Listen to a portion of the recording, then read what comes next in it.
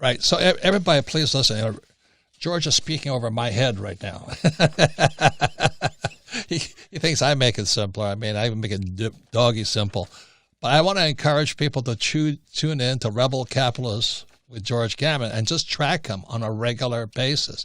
And slowly over time, it'll start to make sense to you, because what George is watching, again, is like an engineer would be on a an oil refinery. Which way are things flowing? And right now, the cash is flowing out at high speeds. Yeah. And George talks about it, calls it the repo market. And the average person doesn't know what the repo market is. And that's where the hemorrhaging is taking place. Is that correct, George?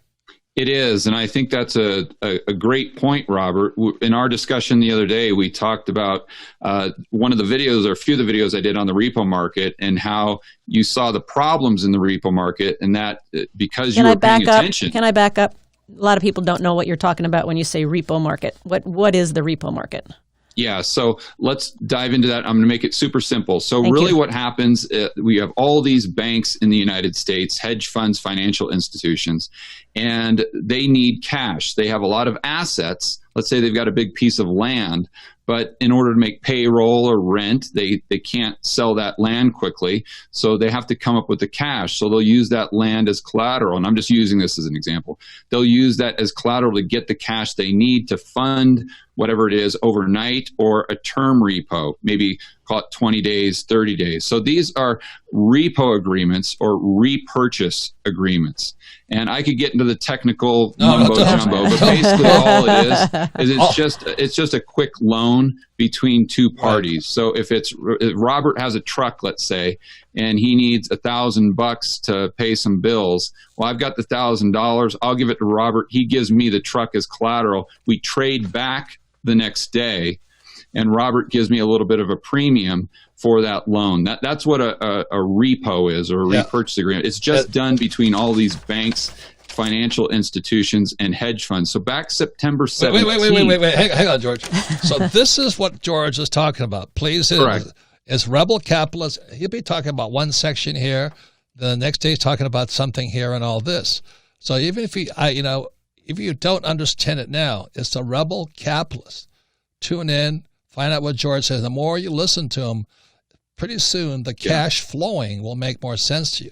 So the whiteboard videos are just George Gammon. That's the YouTube channel, George Gammon. The Rebel Capitalist show are the interviews that I do with guys like you and Jim Rogers and Rick Rule and Doug Casey and all those awesome guys. So let me say something. So one of the reasons we got out was we could see the repo market is very simply banks get in trouble too.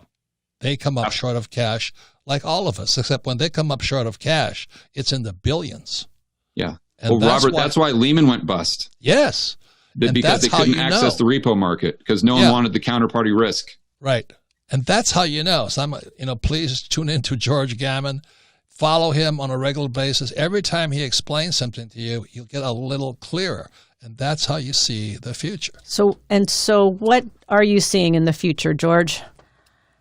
Well, going back to September 17th in the repo market, we saw interest rates spike almost up to 10%, which was totally unprecedented. Usually it follows the Fed funds, which was, call it 1%, 2%, right around there.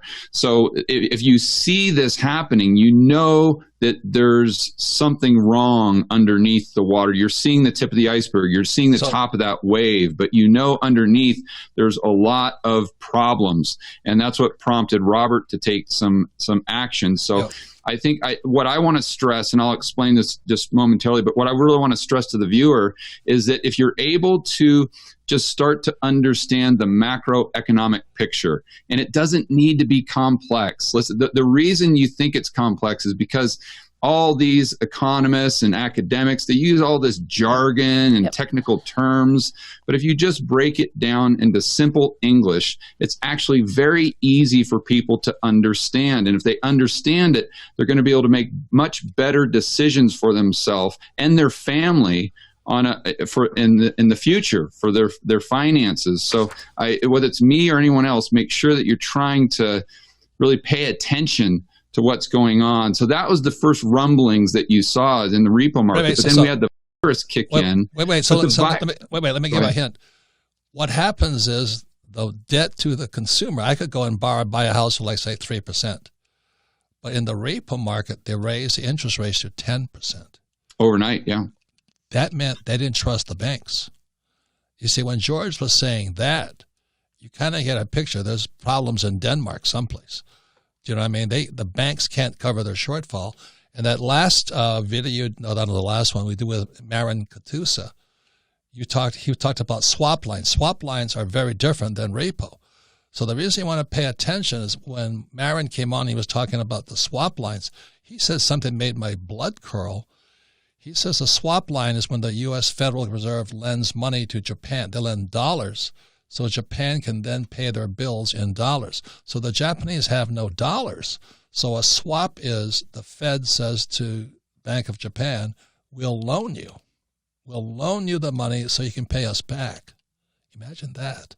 Correct. And they've got swap lines and they've got FEMA set up. A repo market for international banks. So it gets a lot worse. But yeah. I think the average viewer might be listening to this saying, okay, Robert, I get it. But how does this apply to me?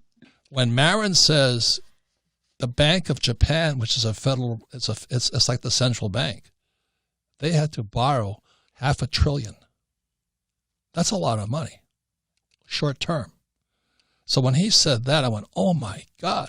Again, the reason you want to tune in to George Gammon's programs, the more you watch it, pretty soon it starts to make more sense, and you can see the future. So you're not caught just watching the Dow Jones Industrial Average. So we come back, we're going more with George Gammon, his fabulous program. And we're going to go into just what you were saying, George. What does this mean to me? Right. And what can I do? And how do I benefit from all of this information? Absolutely. So that's why if you really want fantastic education, better than anything you get I got in college, it's the George Gammon Show. We'll be right back with George and more on how you can see the future. Welcome back, Robert Kiyosaki, the Good News, Rich Chat Radio Show, the good news and bad news about money. It seems I still have my allergy. But anyway, you can listen to the Rich Chat Radio program anytime, anywhere on iTunes, Android, or YouTube. And please leave a comment whenever you review it. And all of our programs are archived at richdadradio.com. We archive them because we're an education company. And if you watch this program again, you'll learn twice as much. But most importantly, if you have friends, family, and business associates who really need to step up their financial education, go to richdadradio.com, listen to this program we have with George Gammon, because he's the man with the plan right now. I mean, I'm blown away at how simple he makes the most complex things that are invisible to most people. And again, the theme of this program is how do you prepare and see the future so you're not caught in the next crash, because this last crash caught a lot of people flat-footed. Any comments, Kim? So George he's an expert in not just the macro, but the micro too, but we're talking a lot about the macro, but he's also an entrepreneur, he's a real estate investor, has a fantastic YouTube channel, George Gammon, Gammon. And so, George, we've been talking big picture, we've been talking macro, so our listeners may be asking now, hey, what about me? What does this all mean to me? Absolutely. Yeah, let me dive into that. So we were talking about the repo market as an example. And Robert, you have that great picture of the oil rig and all the plumbing going back and forth. That's basically the dollar funding market. So how it applies to the average Joe and Jane. Let's just say that you you've been saving your money, you've been working hard, you've been doing all the right things, you've got a little nest egg saved up, and you go to the bank and you're like, oh my gosh, they're only giving me 0.5 interest or 0 or who knows what it is. You can't even see the interest rates. They're so small nowadays. So you say, okay, where can I go to get a little bit higher rate of return? But I still want to be safe. It's got to be safe. So then you might look at a product like a money market mutual fund or a money market fund. And then you look at this, you say, well, that's safe. All my buddies are doing it. It's just like a bank account, but I get maybe a 1.5% return. Well, what the average person doesn't realize is they're taking exponentially more risk just to get that 1% additional return. So how is that? Because the way that the money market mutual fund gets the additional return is they take your hard-earned savings and money and they put it into the repo market. or they put it into the commercial paper market, which is basically funding for corporations, the same type of thing. So the question then becomes that person that's just watching Monday Night Football and just enjoying life, just, with the white picket fence, the two kids, the golden retriever, they don't care about what's going on with the plumbing. They don't care about the dollar swaps. But does that person really want to lend their hard-earned savings to Deutsche Bank, to HSBC, some of these banks that could be crumbling as we speak, or to put things into other terms like more America-centric corporate terms?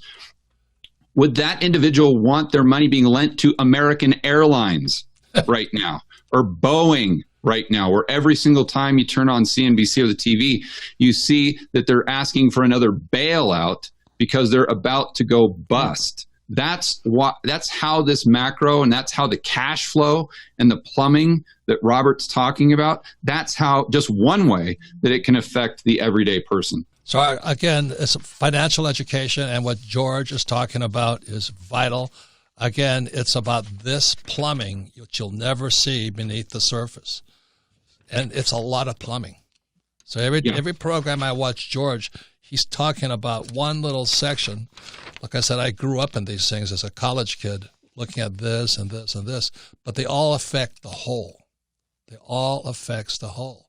So if our banks are going bust right now, what does that mean? Do you know what I mean? Yeah, it's not just the banks. It's the government. It's the private sector. It's our entire economy, because these debt cycles run in courses of 75 to 100 years. I'm going back to Ray Dalio.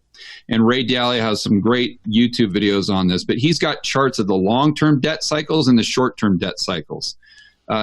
Long story short, right now we're at the top of a 75 to 100-year long-term debt cycle. So the only way from here is down. And Robert, you call this in a lot of your books, and you kind of predicted this and had the foresight to see this coming. But when you get to the top of one of these debt cycles, the only thing the government can do, well, there's four ways out of it. Number one, they can choose austerity, which very few governments do, and that's just tightening the belt, spending less. Everyone feels the pain. Think of the deflation or depression we had in the 1930s. Or they restructure the debt. Well, it's not likely we're going to do that with China. It's not likely we're going to do that with the big banks because they're the creditors. Or they could just default, say, hey, we're not paying you. Or what most governments do is they choose money printing. This is creating inflation to bail out all the people who have the debt, whether it's governments, whether it's individuals. So once you get debt to a certain level, you've got to, well, you don't have to, but most governments choose to inflate it away. So what does that mean for the average person? Well, if the government is going to try to create inflation, meaning the cost of goods and services going up, what you want to do is you want to make sure that you're positioned for that. So as an example, if you just own your own home, you've got to make sure that you've got a 30-year fixed rate mortgage. Because if they try to create inflation, if interest rates go up, then your interest rate is going to go up unless it's fixed. And what happens when you're a debtor and they create inflation, you're going to have the opportunity to pay the loan back, your mortgage, with cheaper devalued dollars. So the way they can think about that is if they borrow, let's say, $100,000, the rate of interest means that they're paying the bank back with increased purchasing power because you've got principal plus interest. So what happens in inflation, though, is inflation allows the borrower to pay the debt back with less purchasing power. So if your rate of interest, let's say, is 1% or 3%, we'll call it, but if inflation goes up to 5-6%, the delta between those two is a transfer of purchasing power from the bank to the individual homeowner. And I think a lot of people listening to this probably have a mortgage, if not on a rental property, on their own home. And I think that's the very first thing they can do to be proactive. Also, gold, silver, Bitcoin. You talk about that all the time. And I could continue to go on, but that's where I'd start.